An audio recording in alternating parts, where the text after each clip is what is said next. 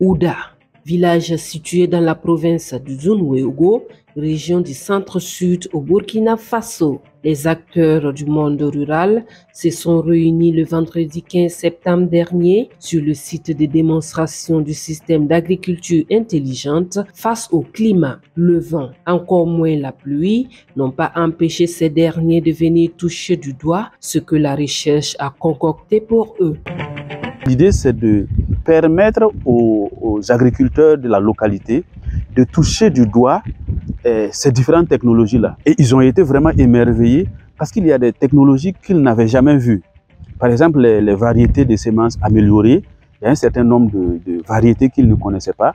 Les variétés à double usage, les variétés fourragères, mais aussi les variétés précoces, les variétés qui sont tolérantes à la sécheresse. Donc, toutes ces variétés-là les ont permis d'être beaucoup plus en phase avec des technologies qui existent, mais qu'ils ne connaissaient pas. Donc l'idée, c'était vraiment de leur permettre de s'approprier ces technologies-là pour voir dans quelle mesure ils peuvent les répliquer dans leurs propres activités agricoles.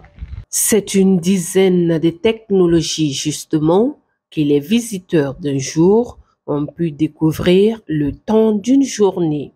Ce sont des variétés à haut rendement. Et comme il faut aussi concilier les informations climatiques et prendre en compte le climat et dans la zone, nous avons essayé de trouver des variétés qui sont adaptées à la zone, qui peuvent répondre aux besoins de la population. Donc on a des céréales comme le sorgho, on a 2 variétés. Le maïs, nous avons le barka et le wari, qui sont des variétés semi-précoces qui peuvent aller jusqu'à 5 tonnes à l'hectare. On a aussi des légumineuses comme le niébé. Pour le niébé, nous avons le komkale et nous avons également le texongo, qui est une variété, je peux même dire à triple usage, parce que les grains peuvent nourrir les humains et aussi la biomasse pour les animaux. Et également, nous savons que le niébé est une légumineuse qui peut aussi enrichir le sol. Et nous avons aussi le soja que nous avons mis en place parce que c'est une spéculation qui est actuellement en train de prendre de l'ampleur dans nos systèmes d'agriculture et qui peut être aussi une culture de rente pour la population et aussi une culture que les femmes peuvent transformer. Nous avons aussi des variétés de cultures fourragères telles que le grincan, qui est du sorgho à double usage aussi. Et on a aussi le bracaria et le mukuna que nous avons mis en place. Naturellement, les producteurs de Ouda et environnants sont tombés sous le charme de ces technologies prometteuses pour une zone qui n'a pas été favorisée par le climat.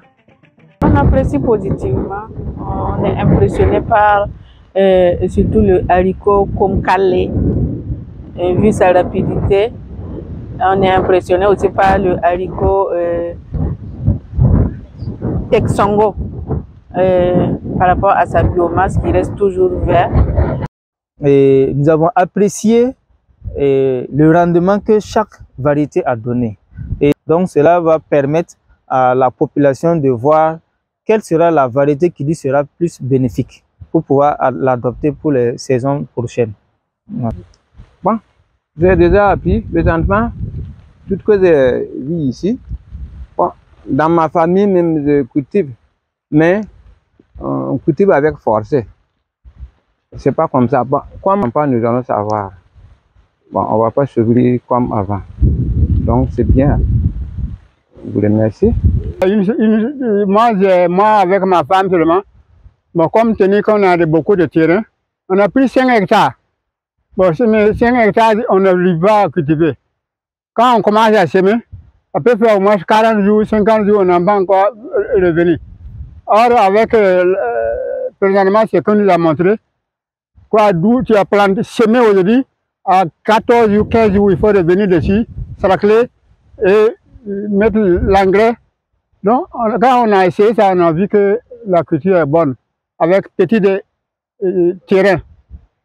Je pense qu'on peut gagner beaucoup, voilà, la qualité est bonne. Ce qu'on peut faire, un peu laisser certains terrains reposer, et puis prendre un terrain qui peut quand même, il peut travailler facilement, et je peux gagner le culture que j'ai gagné avant. Hein, c'est bon. Pour la petite histoire, la mise en place de ce site de démonstration n'est pas fortuite. Elle fait suite à une étude de base menée dans le cadre du programme TARSPRO. Lors de cette étude de base, Il y a un certain nombre de contraintes qui a été relevé par la population concernant l'agriculture. Ces problèmes concernent notamment les problèmes de fertilité des sols et la baisse des rendements des cultures et également les effets des aléas climatiques qui affectent souvent leur agriculture. C'est pour trouver des solutions à ces contraintes qu'il a fallu recourir au concept d'agriculture intelligente face au climat, AIC. Tout le monde est d'avis qu'aujourd'hui, de nos jours, le climat est en train de changer. Et dans le contexte des producteurs, des agriculteurs, on voit que les pluies se font de plus en plus rares, les poches de sécheresse se font de plus en plus fréquentes et il y a beaucoup d'aléas qui affectent la production agricole. Et l'agriculture intelligente face au climat veut que l'on puisse tenir compte de tout ce qui est comme information climatique pour pouvoir adapter les pratiques agricoles pour quand même pouvoir s'en sortir dans un contexte où le climat est changeant. En rappel, l'une des activités phares du programme TARS Pro était la mise en place du village intelligent face au climat. C'est dans ce sens que le village de Ouda a été retenu. L'ensemble des acteurs présents à cette visite repart nantis de nouvelles connaissances pour faire face aux aléas climatiques.